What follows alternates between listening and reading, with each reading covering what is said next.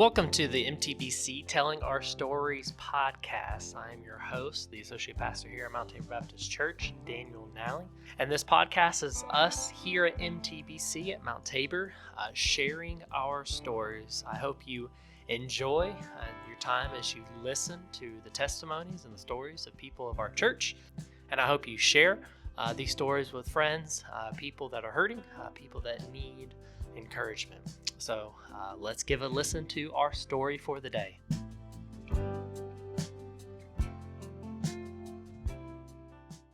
Welcome back to another episode of MTBC Telling Our Stories. We are in a new set. I'm not sure which of the episodes are going to drop first, so I'm just going to go ahead and say this now. I want to give a big shout out to Krista, Ted, Stacy, and everyone that's helped with our new setup here. You notice that we are not sitting at a white table with a green wall anymore, and we are actually able to look at each other. So big help. I'm glad that our church has plenty of people with ideas and visions and creativity that Daniel does not. But today we are joined by Mr. Chris Brown today. He's one of our deacons here at Mount Tabor. He's been chairman of deacons a few times, I think. And so he's going to share his story and join us. So Chris, thank you for being here. Good to be here, man. Joining with me. You want to tell a little bit about yourself, maybe family, work, hobbies, things like that? Well, I am happily married for 30 years. Got 2 kids, they're grown. We enjoying the empty nest life right now. So, but yeah, so we got that out of the way, and I've been employed at Sandy Springs Water for 31 years, and I've enjoyed my time there. And not sure what the next step is, but yeah, I do know what the next step is. I'm gonna retire Yeah, as quick as I can, but I still enjoy it. I love what I do, so I've been blessed with a good job, and it's provided for my family. So started out right out of high school. I started working construction for about 5 years, and then stumbled across this by a good friend that told me about it, and actually one of our members here, Anthony Barnett, his dad was the one that hired me in 1993. I believe it's when I started there. So, but yeah, I enjoy the fish. I like to fish and do a little hunting. And me and my son Eric, we fish in a little bass club and we deer hunt together. So and the Wild Hog bass fishing. Wild Hog Bass Club, There you the go. bass trail. It's pretty big trail. Oh, yeah. I mean, it's pretty big time. A lot of church members here are in it. There's a lot of father-son. So it's just good. It's just good fun. I mean, it ain't. I mean, if you in it for the money in this club, you in the wrong club. Yeah. It's just for fun and bragging rights, really. Yeah. As long as I can beat Mitchell Swaney, I'm done pretty good. So be sure we send this directly to him. Yes. Love you, Mitch. That's awesome. No, but other than that, I enjoyed basketball. I grew up playing church basketball. I grew up here at this church. My whole family's, my mom and my grandma and all. I was raised here, so I've been blessed to be a part of this church and being able to serve as a deacon. Just recently, I was looking through. After Christmas, we was cleaning out some clothes, and I found an old Bible, and I was looking through it. And I mean, I really couldn't remember how old I was when I got ordained as deacon. And I was 26 years old. It was in 1997. Really? And 26. I don't know what church would ordain a 26-year-old knucklehead like me, but they voted me in. So, but I've been blessed, man. I've enjoyed it.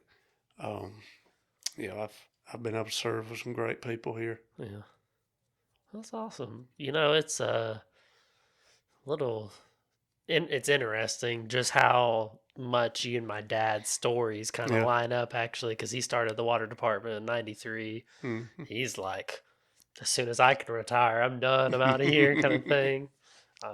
So he loves to hunt and fish and all Yeah. those things. So that's what I'll talk to my parents sometimes, and my dad would be like, "Yeah, I talked to Crebo today. We're texting back and forth." I was like, "It's like two worlds just don't. I don't know. They shouldn't collide, but that's how life is. That's how hobbies bring Oh yeah. people together." Yeah. I've had a lot of memories. I've had me and my brother, we fished and hunted Mm-hmm. together too. So it's been a lot of good memories for me and my son too. So, Yeah. and Hannah, she's fished with me a good bit. She never really liked to hunt. Mm. Winnie never really liked to hunt, so they fished with us a little bit. Um, but it's been good. Yeah. So how long have you been here at Mount Tabor? My whole life. Oh, so So I'm literally some. 54 years old. So So 54 years. wow. Okay. No, yeah, I'll be 54 this year. Yeah. Okay. So in May. So yeah, I've been here. I did not realize Yeah, I that. was born. I was a baby. Okay. So So I guess well we'll get into it a little bit, but I'm guessing yes. church was important for Oh your yeah. family. Yeah. Mhm. Oh yeah. Hmm. Interesting. Well, let's go ahead and dive in then. And do you Shoot mind yeah. sharing your story of how you came to know Jesus as Savior? Shoot yeah. Like I said, I was born and raised here at Mount Tabor, and of course my mom, she was single parent, but she took me and my brother. We was raised in church. She made sure we was in church, Mm. and I appreciate her for that. And I know it's probably hard bringing two boys to church, but Yeah. um, so yeah, so actually I got saved at a Freddie Gage crusade at Westside High School. Okay. Um, we actually went as a youth group here to church, and already had been, dealing. He's already been dealing with me a good bit, Hmm. and so I went down at the crusade and got saved on the football field. So, Mm. and yeah, it was 1986 at a Okay. Freddie Gage crusade. I was 15. 15 in the youth group. Mm-hmm. Yep, That's good awesome. times. Yeah. What about your journey with Jesus from that point to now? Oh man, it's been good. I mean, I've failed him many times, man. I mean, you ain't gonna sit here and say I've been a perfect Christian because I have not. I have I have done my share of stupid stuff, Hmm. and but I have felt God with me during it all, and I knew. Uh, Trust me, I knew when I was doing wrong, Yeah. and but I've always felt the call that I knew I needed to be in church. Hmm. And I think that's been just because of my raising. And by no means church did not save me. Yeah. It was Jesus Himself by dying on that cross, and I knew that my whole life. But I finally did surrender to Him when I was 15 years old, and as we I don't know, I guess I went through a little stage there searching, and Hmm. finally the good Lord put Wendy in my path when I was 19 years old and she Hmm. was 16, and we was young. Scandalous. I didn't realize that. Yes. 19-year-old and a 16-year-old. Yes. Oh, man. So we started dating, and started out slow, but we finally, after a couple of years, got pretty serious, and we dated for about 4 years. Okay. And of course, we went to church together. We'd, I'd go to her church some. She'd come here, so it worked out good. And like I say, we dated for 4 years. That was a long time. Yeah. 4 years is a long time. And we got married, and it's been good, man. God's good. He blessed me with a beautiful wife, and she straightened me out a good bit. Well, So, and I think that's what I was searching for. yeah. Along that time, I was kind of out there not living like I should, Hmm. and he put her Yeah. You just need the Lord to show you your partner. actually, and a lot of people's heard this story, but it was after a church basketball game. Oh, really? I don't think I realized We that. had got done playing, and we had stopped by the Waffle King in Pendleton, Hmm. and she was there, with some. Of course, she knew some people I was with and everything. That was a buddy of mine there, so it kind of just worked itself out. And I got her phone number. There you go. So that's all it was. That's all it took. Yep. Got them digits. Mm-hmm. And here we are about to celebrate 30 years. Yep. 30 years, 2 kids, and fixing to have a grandchild, grandson. So I was about to say, you got the pack and play all assembled for the house yet? Yeah, we got the crib, man. Mm-hmm. We got it going on. Got a little, was it the baby size or child size rod and reel ready to go too? Yeah, it'll be ready for him. Yes, That's awesome. That's awesome. But no, yeah, it's been a good ride. I've like I say, been blessed, man. Yeah. That's good. Well, definitely a testament. For those that don't know, Chris and Wendy both served on the youth council for how many years? Y'all been serving a while before I even got here. So yeah, it's probably 5 or 6 years. Probably. Yeah. You said you got saved as a teenager. Did that have any influence of you wanting to serve with the teenagers here? I mean, I don't know. I think I've had a drawn toward kids. Yeah. And especially, the teenagers. Mm-hmm. But yeah, I think it might have had something to do with it. Mm-hmm. Yeah. And now Hannah and Eric, they were coming through about that time too, right? That y'all were serving. Yeah. Mm-hmm. Okay. Hey, that's a cool thing, I think, as parents, that you get to see the spiritual development of your kids, and that you get to see how they, grow. Because those teenage years, man, there's a lot of things that happen. Oh yeah. And so, well, as you just, as you have seen and heard and know yourself. So that's cool. So I do want to give you a shout out Wendy, but I'm just thankful for you and Wendy. Whenever I got here, y'all were one of the ones that took me in and invited me over. At that time, I was a single 23-year-old dude that came into ministry and had no clue what I was doing. But y'all were part of the search committee that brought me here. Oh yeah, this is the crazy thing. Yeah. I still remember wearing my my button up and my tie for my first Zoom interview with y'all, and then coming here for the in-person interview, eating at some J. Peters. Going into the sanctuary and having a conversation with Philip, and then I think you called me the next day, checking, make sure I wasn't running away. So it's been. That was a good experience, man. I tell you, we was blessed to have you, man. Wow. You and Maddie. So I was glad to be on that committee. I'm glad we got you worked out, and the Lord worked that out, and it was definitely a God thing. Well, thankful for y'all. I don't know how I would have made it through that first year if y'all hadn't been there for me. So thank you. Well, we claimed you on our taxes for a couple of years. So just kidding. Claimed as a dependent. Hey, that's a big deal. I just learned about that from Donnie Monday night about my baby. I get to claim him and get that tax deduction. Yeah. Man, we're putting it in a pool now. I'm just kidding. So looking through your life, we'll get back on track. Looking through your life, Crebo, have there been moments where you have seen the fingerprints of the Lord, or maybe you say, man, Jesus, he was with me at this time? Oh, definitely. I mean, I've seen things, just being here serving at the church, how God's worked some things out with, being on some committees, hiring committees, and definitely, I think Wendy mentioned this in hers with our daughter when she had the spinal fusion surgery, how God was just with her through that. Man, that was a scary time, but we had our faith and put our trust in the Lord. So, and it was a rough recovery, but we seen God's hand in her recovery and through it all. So, we was pretty grateful to Shriners Hospital. They was a pretty awesome place too. So, but yeah, I mean,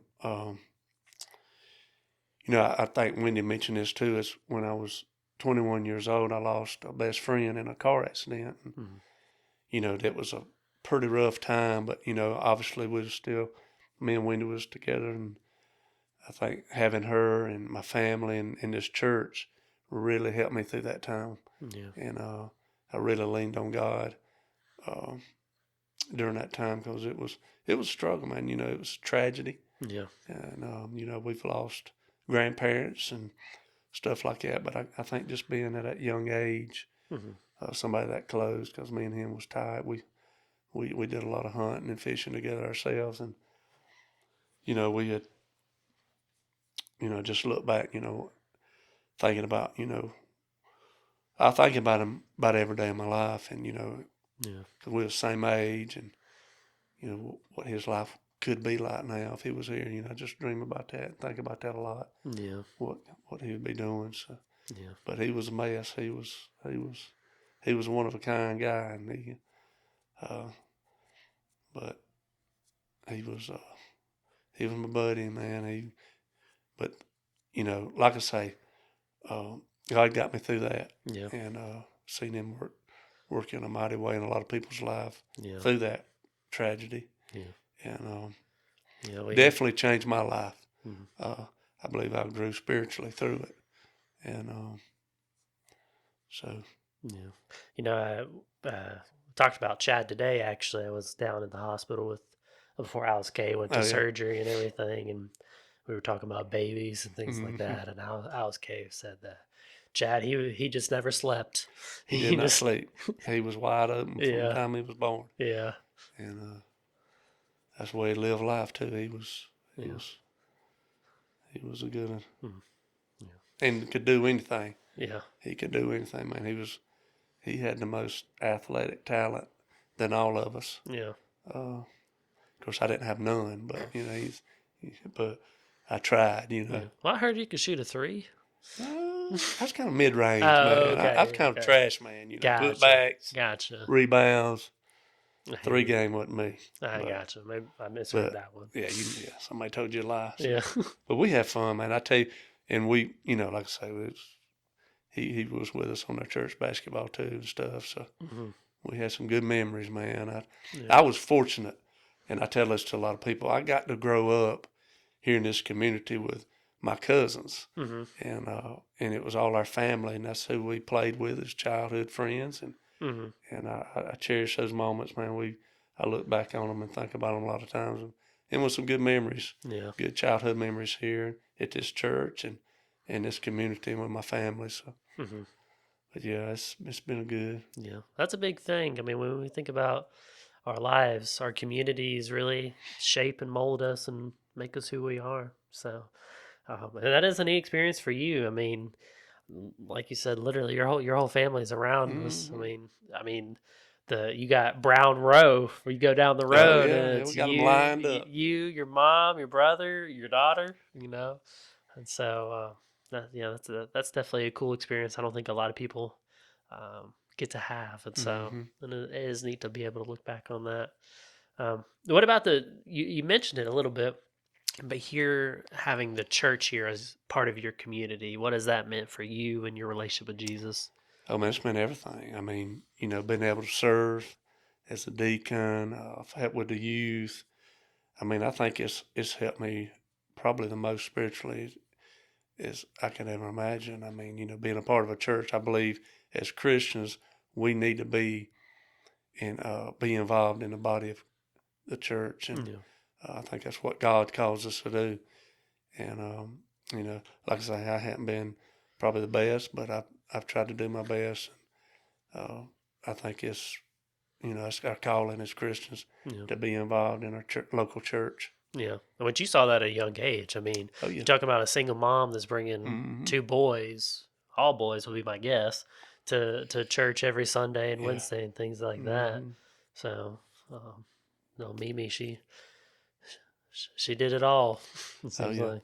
And I say this too, man. I was blessed with some good Christian friends growing up. I got in high school, and well, actually, middle school is where I met Scott Friggs, Mm, and he was raised in a Christian home, and you know, me and him we was pretty tight all the way through school, and still are. mm, And but having him really, you know, you pray for your kids to find good Christian friends, and mm, you know, I was blessed to find a good Christian friend, yeah, and I think that meant helped me a lot in my life, in my growth as a Christian. So, and but I thank God for Scott.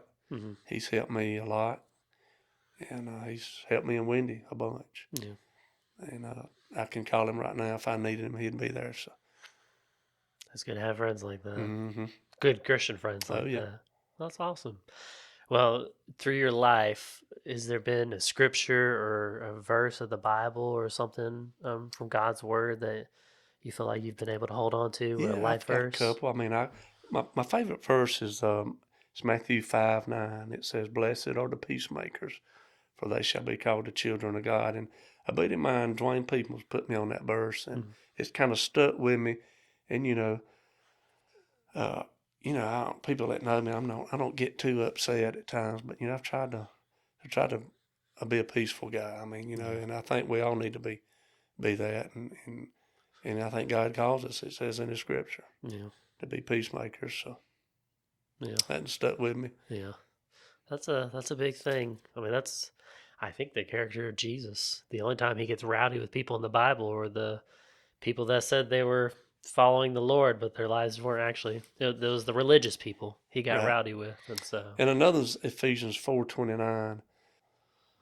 Let no foul language is to come from your mouth, but only what is good for building up someone in need, so that it gives grace to those who hear. And that verse has meant a lot to me too. I think we're supposed to build up people and not talk down to them. So if you ain't got something good to say, don't say it. It's a big thing. Yeah. Big thing. Sweet. Well, is anything else that you can think back through with your relationship with the Lord that you would want people listening or watching this to know?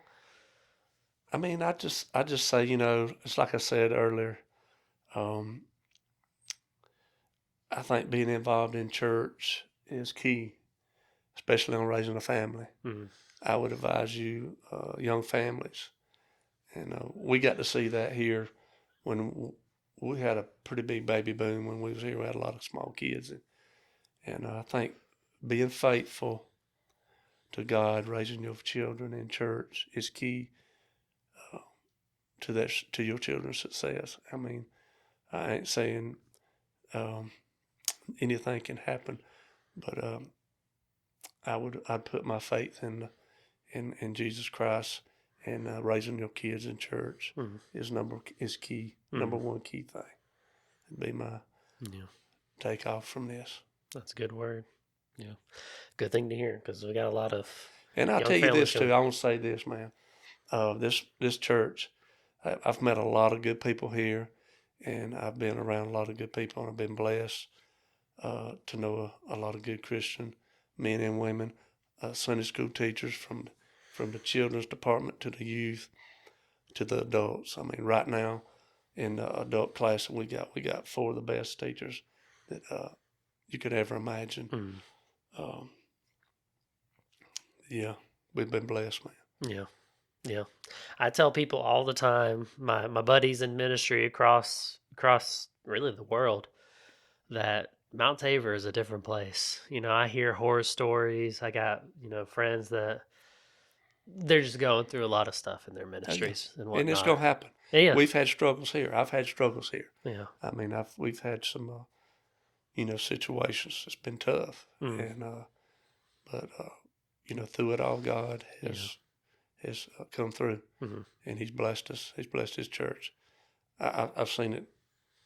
Yeah, I've seen it, the highs and lows, and but we're in a really good season right now. We're in a very good season. We got a good pastor, youth pastor, children's minister of music. It's all here. I tell anybody, if they're looking for a church, it's be a good place to come visit. I agree with that. Awesome. Well, Crebo, or Chris, sorry, Crebo's is a big name for all those that don't know. I think I said that earlier. I should have. But thank you for coming and sharing your heart and sharing your story. And we'll see what your story does and what God does with it.